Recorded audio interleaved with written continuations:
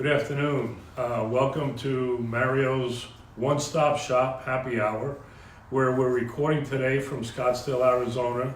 And I'm very proud to introduce to you my nephew, Ciro Affronti, who recently published his own book.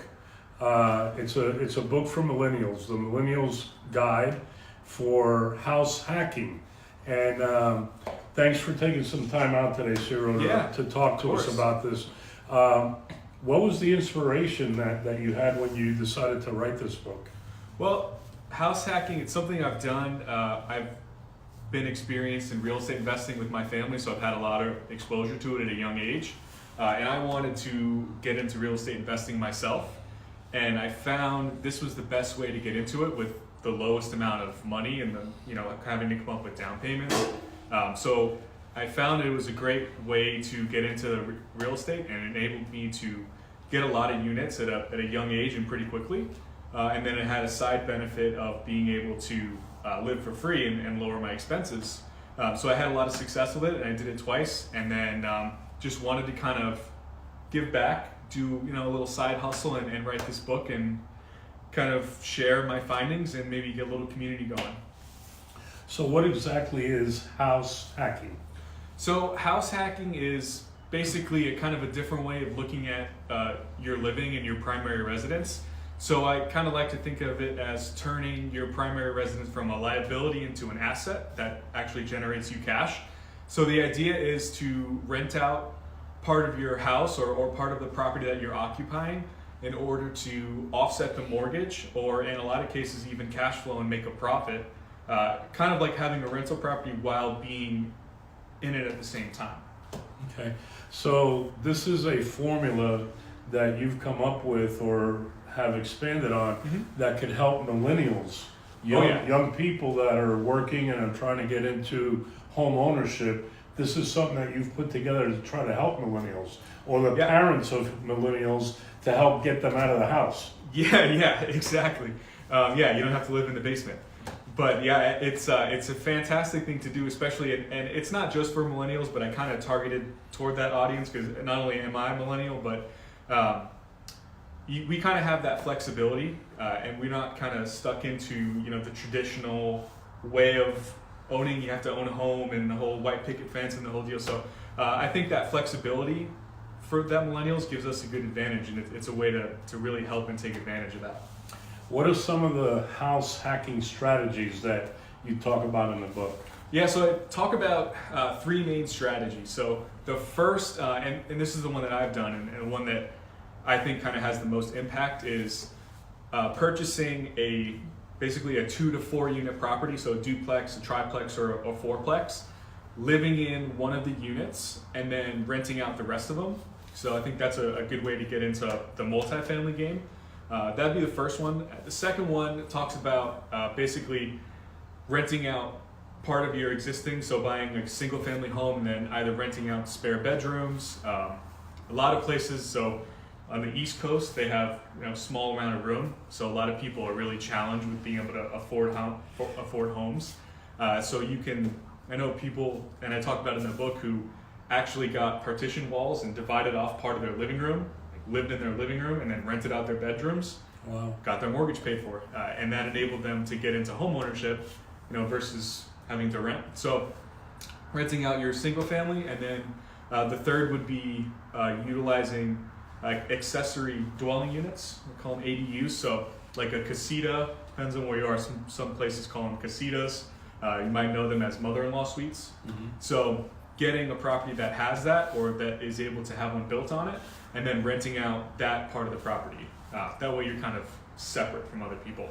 So you've primarily done this out here in the Phoenix, Scottsdale, Arizona area. Yep. What kind of financing have you been able to secure in order to get this done? With a low down payment? How does that work? So this is why I even wanted to write the book. This is the main thing I think where this has the most benefit is if you buy a property, even if you can go up to 4 units and still qualify for FHA residential financing, so you don't have to get a commercial or an investor loan. So you can get an FHA loan, and if you're a first-time home buyer, you can get a first-time home buyer loan. So a lot of times those can be as little as 3.5%. That was my first loan, is 3.5% down on that mortgage. And then typically I think it's about 5%. So the advantage is you're able to get the lowest financing because it's an FHA loan and it's an owner-occupied loan. The lowest financing with typically the best rates and the lowest amount down. So you can get into a property for, I think I got into my first property for about $8,000 now, which is just, yeah, you can't really do that if you're buying a duplex and triplex as an investment. Okay. Yeah. So some of the millennials don't live in an area like Phoenix or Scottsdale. They'll live on the East Coast. They live south, like in Florida or Texas. Yeah. Will this work in those areas also? Yeah, I think depending on where you are. So I was able to go as far as actually getting paid basically to live in my duplex that I bought at first. So I actually rented out the second unit and then got a roommate for the second bedroom, and I actually cash flowed every month while living. So we're able to do that here with a low cost of housing. On a place like New York, San Francisco, or a really urban market, you can get into the property for probably about what it would cost you to rent, or maybe a little more, but you're able to build that equity. So the idea there would be to get roommates or to kind of get as many rooms, or parting off part of the living room, which is pretty common. Being able to do that can help offset your mortgage and then allow you to actually buy a place versus rent. It sounds like part of this requires a little bit of self-sacrifice Yes. in your living situation. Talk about how you got yourself prepared for that self-sacrifice. So yeah, that it definitely is. It's not the easiest way to go, and some people, it's tough to have people living at your property. And if you want that privacy, it's tough. So definitely sacrificing some privacy, living in there, in order to save up the down payment. That took a while, especially I was out of college for I think a year at the time. So it's tough to kind of just start working and save up money for a down payment. So I actually lived at home for about a year just to save enough money to buy a place. And it wasn't in the best area, the duplex that I bought, but I didn't care. I wanted to buy properties, and that allowed me to do it. So, definitely some trade-offs there, but ultimately I feel it was a fantastic decision. So, as far as the book is concerned, the title of the book is The Millennial's Guide to House Hacking by Ciro Affronti. That's me. And tell us a little bit about where they can purchase this book. Yeah, so it is currently available on Amazon. So if you just search the book or you search my name, it'll come up. It's available in two formats. So you can get it as an ebook or on Kindle. That is available for $3.99, so pretty cheap. It's a quick read. It's only about 75 pages, so not a big commitment there. And you can also get it on paperback. That is currently $7.99. Okay. Yeah.